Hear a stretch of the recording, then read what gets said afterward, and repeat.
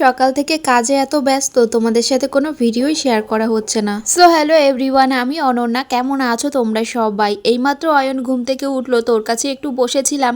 তারপরে ঘরের অবস্থা তো অনেকটাই অগোছালো হয়েছিল, যেহেতু বাড়ি ছিলাম না, 3-4 দিন প্রায় বাড়ি ছিলাম না। বাড়িতে এসে কেমন যেন পাগল পাগল লাগছে, মনে হচ্ছে এইগুলো আমি কখন গোছাবো।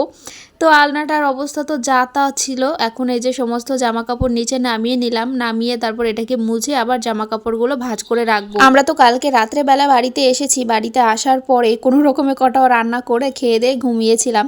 রাত্রে আর কোনো কিছুই করা হয়নি। আর দেখবে জার্নি করে এসে আর কোনো কাজ ভালোও লাগে না। এদিকে আমি নিচের ওই আসনগুলো ভাঁজ করে রেখে দিলাম। এই আসনগুলোতে আমরা বসে আর কি ভাত খাই, তো ওইখানে আর কি রেখে দিয়েছি। এদিকে নাইটিগুলো ভাঁজ করে নিচ্ছি। আর জানো তো, আমার না আলনাতে অল্প জামা কাপড়ই রাখতে বেশি ভালো লাগে। আমার বেশি জামা কাপড় রাখতে ভালো লাগে না, কারণ আমার মনে হয় যত বেশি জামা কাপড় রাখবো আলনাতে, তত আমার গোছাতেও টাইম লাগবে বা অনেকটা অগোছালোও হবে বেশি। তো সে কারণের জন্য রেগুলার যে জামা কাপড়গুলো ইউজের, তো সেইগুলো আমি এই আলনাতে রাখি। আর বাদ বাকি যেগুলো ধরো বাজারে যাওয়া বা এদিক সেদিকে যাওয়া, সেগুলো আমি সব ওই আলমারিতে বা ওয়ার্ড্রপের মধ্যে রেখে দিই। যখন আমি বাড়ি থেকে কোথাও যাই, তখন কিন্তু আমি আমার ঘরে সমস্তটা গুছিয়ে রেখে তারপরে যাই।